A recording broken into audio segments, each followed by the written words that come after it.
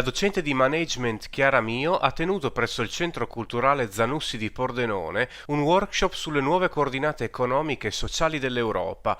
L'incontro si è inserito all'interno dello stage Curiosi del Territorio, organizzato dall'IRSE, Istituto Regionale Studi Europei del Friuli Venezia Giulia, rivolto a giovani operatori turistico-culturali provenienti da 16 paesi, tra cui Cina e Egitto. Quali le nuove coordinate economiche e sociali dell'Europa del 2013?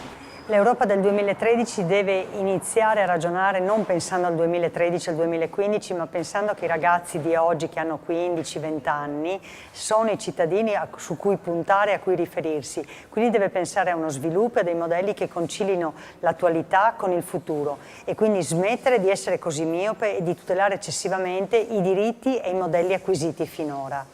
Tra i modelli innovativi si è parlato di Benefit Corporation. Una Benefit Corporation nasce negli Stati Uniti ed è interessante che negli Stati Uniti addirittura viene normata, cioè c'è una legge di riferimento. In sostanza è la risposta ad un profitto giusto. Quindi noi oggi abbiamo sul mercato negli Stati Uniti la possibilità di fondare un'azienda dicendo che non si vuole massimizzare il profitto, ma si accetta un profitto equo e si accetta quindi un modello di valore condiviso fra azionisti, clienti, dipendenti e comunità.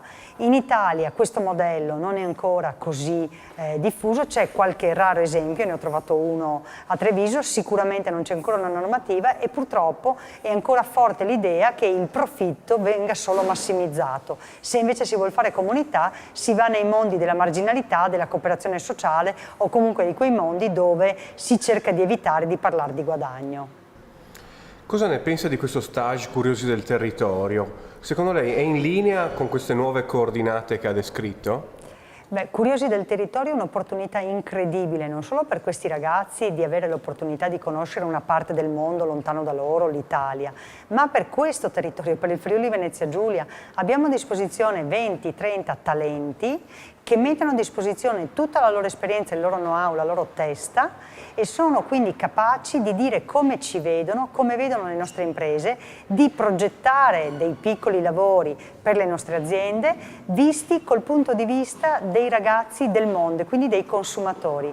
Credo che siano un'opportunità per le aziende, per le istituzioni notevole che sarebbe un peccato non utilizzare fino in fondo.